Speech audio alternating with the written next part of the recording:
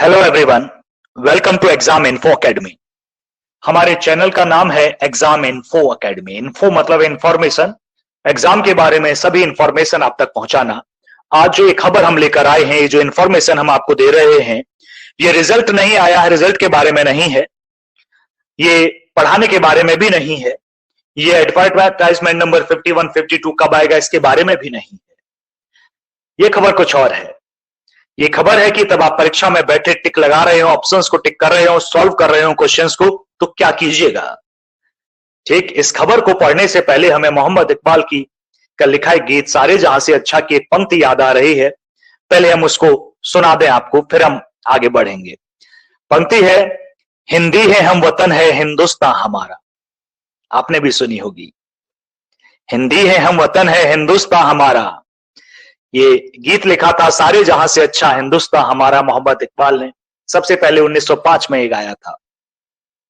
आपने भी सुना होगा, सभी ने सुना होगा, हर भारतीय ने सुना होगा, सारे जहां से अच्छा हिंदुस्तान हमारा, हम बुलबुलें हैं इसके ये गुलिस्तान हमारा। तो इस गीत की ये पंक्ति थी कि हिंदी है हम वतन है हिंदुस्तान हमारा। तो हमें इस खबर को पढ़ के पंक्ति सबसे पहले याद आई, तो हमने सोचा आपके साथ साझा करते हैं। चलिए अब खबर पर आते हैं। खबर है, उत्तर के विकल्प का क्रम बदलने से हिंदी माध्यम वालों के कटे 4 नंबर। 4 नंबर का अर्थ होता है 2 क्वेश्चंस गलत कर दिए गए। यह खबर उत्तर प्रदेश उच्चतर शिक्षा सेवा आयोग ने अंग्रेजी के विकल्प को माना सही। यह खबर उत्तर प्रदेश के उच्चतर शिक्षा आयोग की है। उत्तर प्रदेश के जहां क्षेत्रीय भाषा भी हिंदी है, मातृभाषा हिंदी है, वहां पर अंग्रेजी के विकल्प को सही माना गया। जहां हम एक और नेशनल एजुकेशन पॉलिसी पर क्षेत्रीय और मातृभाषा पर इतना जोर दे रहे हैं कि इंग्लिश को केवल एज अ सब्जेक्ट पढ़ा जा सकता है, एज अ लैंग्वेज नहीं पढ़ा जा सकता, लेकिन यहां बीएड के क्वेश्चन पेपर का यह मामला है। इतनी कमेटी गठित हो रही है न्यू एजुकेशन पॉलिसी लागू करने के लिए उत्तर प्रदेश में, उसके बावजूद यह है कि अंग्रेजी के विकल्प को सही माना गया। पेपर अंग्रेजी का नहीं था, ये बीएड का था। ये सभी क्वेश्चन पेपर 2 लैंग्वेज में लिखे गए, हिंदी और इंग्लिश। ये भी उसी तरह था, क्वेश्चन हिंदी में भी प्रिंट हुआ, वही क्वेश्चन इंग्लिश में भी प्रिंट हुआ। हिंदी में ऑप्शंस और इंग्लिश के ऑप्शंस इक्वल नहीं थे, बदल गए थे। ऐसे मान लीजिएगा पहला ऑप्शन इक्वल है, हिंदी इंग्लिश में दोनों में एक ही क्वेश्चन लिखा है, पहला ऑप्शन एक ही है हिंदी में और इंग्लिश मीडियम वालों में। बी और सी में एक्सचेंज हो गया, इंग्लिश का सी सही, हिंदी का बी सही। हिंदी में जिसने पढ़ा हो बी को टिक कर दिया, इंग्लिश में जिसने पढ़ा हो सी को टिक कर दिया। दोनों पढ़ने जरूरी थोड़ी है, तो दोनों के अलग अलग हो गए। अब आयोग ने इंग्लिश वाले को सही माना कि भैया नहीं, हिंदी वाले को हम काट देंगे, और काट दिया। आगे खबर पढ़ते हैं। खबर जैसा कि आप स्क्रीन पर देख रहे हैं, प्रयागराज बीएड विषय के लिए हुई असिस्टेंट प्रोफेसर की लिखित परीक्षा में हिंदी माध्यम के विकल्प को सही करने के बावजूद अभ्यर्थियों को 2 प्रश्नों के 4 नंबर नहीं मिले। उधर इन्हीं प्रश्नों के अंग्रेजी में उत्तर में वही विकल्प टिक करने वालों को इसका नंबर मिला है। यह गड़बड़ी प्रश्नों के हिंदी और अंग्रेजी माध्यम के विकल्प का क्रम बदलने से हुई है। माध्यम में क्रम बदला है, आयोग की गलती। भुगतना हिंदी वालों को पड़ेगा, इंग्लिश वालों को नहीं। फिलहाल आयोग ने अंग्रेजी विकल्प को सही माना और कहा इसमें कोई बदलाव नहीं किया जाएगा। साफ कहा उसने, अंग्रेजी को सही मानेंगे और विकल्प बदलाव भी नहीं करेंगे। पूरी खबर भी पढ़ देते हैं, चिंता ना कीजिए। शासकीय सहायता प्राप्त महाविद्यालयों में बीएड विषय के लिए उत्तर प्रदेश उच्चतर शिक्षा सेवा आयोग 112 असिस्टेंट प्रोफेसर का चयन कर चुका है, लेकिन प्रश्नों में गड़बड़ी के चलते चयनित कॉलेज आवंटित नहीं हो पा रहा है। हाईकोर्ट के आदेश पर आवंटन होते होते रुक गया। इन गड़बड़ियों में 2 प्रश्नों का मामला हिंदी और अंग्रेजी माध्यम को लेकर है। खैर पूरा सीरियल भी दिया है, सीरियल ए के 41 और सीरियल बी के 58 प्रश्न नंबर का प्रश्न है, तो पूरा सब कुछ दिया है। आप समझ गए होंगे क्या गड़बड़ है, तो आपको यह सलाह दी जाती है, पूरा है। चलो मैं लास्ट पढ़ता हूं, अभ्यर्थी क्या कहते हैं।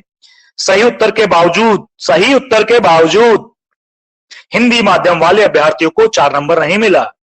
अभ्यर्थी वैजनाथ पांडे ने बताया कि ऐसी गड़बड़ी पर आयोग को दोनों ही उत्तर को सही मानते हुए नंबर देना चाहिए था, लेकिन ऐसा नहीं किया गया।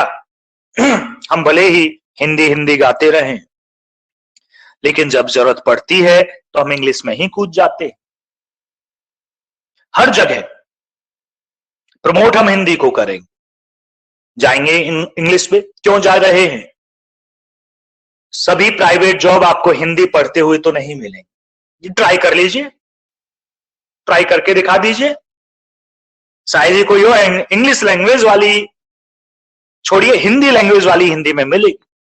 फिजिक्स, केमिस्ट्री, बायोलॉजी, कुछ भी, बीटेक हो, आप कंपनी ज्वाइन करके दिखा दीजिए। पिज्जा हट जो होता है ना, उसमें भी इंग्लिश वालों को लिया जाता है। लेकिन गवर्नमेंट पढ़ानी तो हिंदी है, इंग्लिश नहीं पढ़ानी है। जब इंग्लिश को प्रमोट करना है आगे लेवल पर, तो बच्चों को इंग्लिश पढ़ाओ। लेकिन नई एजुकेशन पॉलिसी हमारी साफ कहती है नहीं, क्षेत्रीय भाषा पढ़ेंगे, इंग्लिश नहीं पढ़ेंगे। तो जो सरकारी स्कूल में पढ़ रहे हैं वो हिंदी ही पढ़ेंगे। उन्हें कौन पूछ रहा? पूछ कौन रहा है? पूछेगा भी कौन? बाकी जो कॉन्वेंट में पढ़ा रहा है वो तो ठीक है, असलियत है ये। तो आपको ये सलाह दी जाती है सीधे तौर पर कि आप जब क्वेश्चन पेपर पढ़ें तो दोनों लैंग्वेज में पढ़िएगा, इंग्लिश में भी, हिंदी में भी। और क्वेश्चन पेपर से पहले आयोग कोई क्राइटेरिया डाल के पता कर लीजिएगा कि दोनों में अगर क्रम बदलता है तो आप सही किसे मानेंगे, इंग्लिश को या हिंदी को। क्योंकि अभी इन्होंने इंग्लिश माना है, अगले में हो सकता है प्रेशर पड़े हिंदी मान लें। भरोसा कुछ नहीं किया जा सकता। फिर आप कहेंगे सर हिंदी इंग्लिश कर क्या, हिंदी से ही मान लिया इस बार तो। समझ गए? तो ये गलतियां जैसे बच्चे करते हैं आम है, आयोग कर रहे हैं, आयोग। ठीक है, तो आप पहले एक आरटीआई डाल लो भैया, अगर दोनों के विकल्प अलग हुए तो आप सही किसको करोगे उस हिसाब से भरिएगा। हिंदी को सही करते हैं तो बहुत अच्छी बात है, लेकिन हमें उम्मीद नहीं है। जो नॉर्मल जो आप देखते हैं नीट का पेपर होता है और ये एनटीए मेन, जेई मेंस का पेपर होता है, इस तक में लिखा होता है कि कौन सा विकल्प सही माना। अब तो खैर इंग्लिश में ही आता हो, हिंदी में भी दिखाते हैं, तो उसमें क्लियर है कि अगर अलग अलग होते हैं तो इंग्लिश को सही मानेंगे, लिखा होता है। यहां भी लिख देना चाहिए था, यहां नहीं लिखा है। ठीक है जी, तो क्लियर कर ले आप। वैसे इंग्लिश को ही सही मानेंगे जहां तक उम्मीद है। तो हमें एक खबर आप तक पहुंचानी थी, तो बने रहिए चैनल पर। धन्यवाद।